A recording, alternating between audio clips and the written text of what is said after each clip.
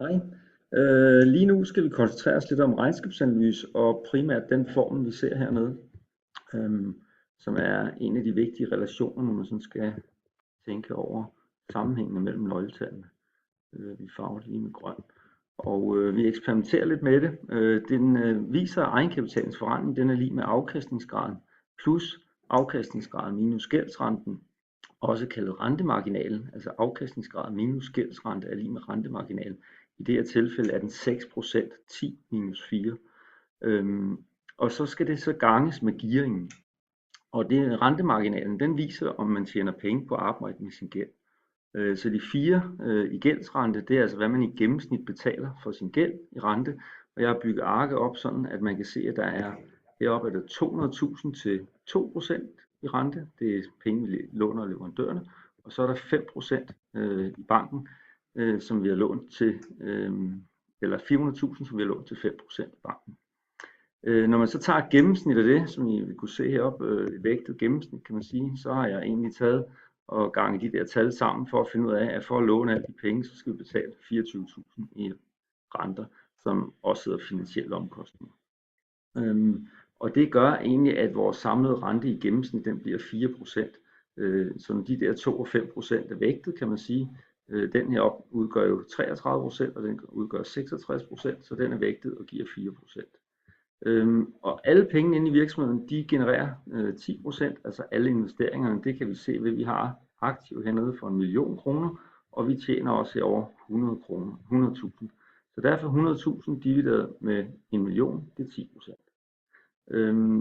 Og det gør så, at når alle pengene genererer 10%, og vi kun skal give 4% for at låne i banken, og så ganges det med gearingen, som er 1,5. Og gearingen den viser altså, at vores egenkapital heroppe på 400.000, den er belånt med 600.000. Det vil sige 1,5 gange. Vores gæld er altså 1,5 gange større end egenkapitalen. Det er ikke så tit, man accepterer det lige i nystartede virksomheder. Mange gange er den bare 50-50, altså 50%. Det ville have været bedre med 500 i gæld hernede, eller mere realistisk i hvert fald, og 500 i egenkapital, så den havde været halv-halv. Men det at den nu er kommet op på 1,5, det gør, at egenkapitalens forrentning, den sådan set bliver ganget med de der, man kan sige 6% gange 1,5. 6 gange 1,5 er 9, så det vil sige 9 plus de 10 giver de 19 herover. Så derfor er ejerne selvfølgelig ekstremt glade for, at de har lånt penge billigt til 4%, og så de selv kan lave 10 på dem, og det gør, at deres egenkapitals forrentning er højere end afkastningsgraden. Så vi kan dermed konkludere, at hvis egenkapitalens forrentning er højere end afkastningsgraden, så tjener man altid penge på at arbejde med sin gæld. Vi vil lige prøve at lave et lille eksempel, bare for at se, hvordan det kan gå. Hvis nu at jeg foreslår, at det er min lille virksomhed, og jeg vil egentlig gerne låne nogle flere penge, så det prøver jeg på, og jeg dobler lige min gæld op her til 400.000, og det gør jeg også hernede til 800.000 kommer op på så. Og det vil sige, at jeg låner lige 600.000 ekstra. De 600, dem putter jeg lige over, og jeg siger lige, at jeg lægger mine likvide midler. Jeg investerer dem i aktier for eksempel, og nu har jeg så 1,6 millioner kroner inde i mit firma.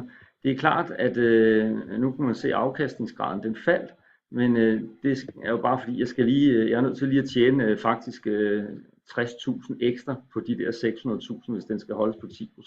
Så nu går jeg lige herop og lægger 60.000 til. Kommer der. Ja, så vil I kunne se nu, at afkastningsgraden, den er jo uændret fra før. Den er stadig 10 hernede i det grønne felt. Og der er slet ikke ændret heller på gældsrenten. Mange gange jo flere penge man låner, så vil man også skulle betale lidt flere med rente, fordi risikoen stiger. Men den har jeg holdt uændret, og hvis det kunne foregå, så det eneste jeg har gjort, det er, at jeg har faktisk lånt 3 gange så mange penge, 1,2 millioner kroner, som jeg selv har skudt ind. Og det vil sige, at min gearing er 3, og før var den 1,5.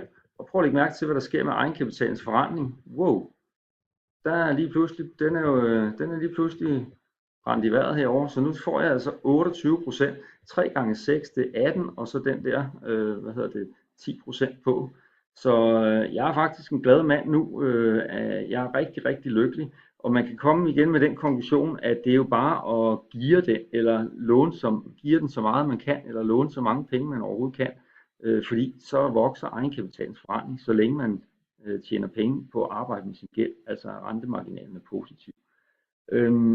Ja, det var sådan set lige lidt pointer med den. Jeg tror, jeg stopper den her, og så tager vi en lille video til, fordi det bliver alt for lang tid. Men pointerne er, at jo større gearing, hvis man tjener penge på at arbejde med sin gæld, så stiger egenkapitalens forrentning helt vildt. Jeg kunne lige tage vi skal lige have en lille smule til. Vi kunne nemlig også lege med, at hvad nu hvis vi så gearer den, og så vi laver et underskud. Jeg kunne prøve en gang at lade den her gå kraftigt ned, sådan så vi siger, at vores salg svigter, og nu har jeg været ude at låne alle de der penge. Jeg prøver lige at sætte den lidt ned. Så nu vil I kunne se, at nu er egenkapitalens forrentning lige pludselig blevet voldsomt negativ. Og det er den, fordi at jeg egentlig herover der taber jeg penge. Den er negativ, så jeg taber faktisk 9% på at arbejde med gæld. Og det er selvfølgelig noget skidt. Så 9 gange 3, det er 27, og så lægger vi de her 5 til, det er 32, eller lægger til, vi trækker dem sådan set fra, for den er jo negativ. Så vi kommer op på en negativ forrentning, så der er på det her ene år, hvis det var realistisk, så er der altså forsvundet 32% af vores egenkapital, den er væk. Og det er selvfølgelig ikke så godt, og det viser lidt det her gearing, at på engelsk hedder det også leverage, og leverage det er egentlig sådan en vækststangseffekt, så man kan sige, at normalt så kan man faktisk, hvis man skal løfte noget meget tungt, så kan man lave have en lang pind eller stang, og så kan man faktisk løfte helt utrolig store mængder ved en pind. Og det er lidt det samme det her, når du gearer den, så får du en kæmpe effekt, både i sådan set opadgående og nedadgående retning. Så du forstærker det hele. Nok for nu. Stop.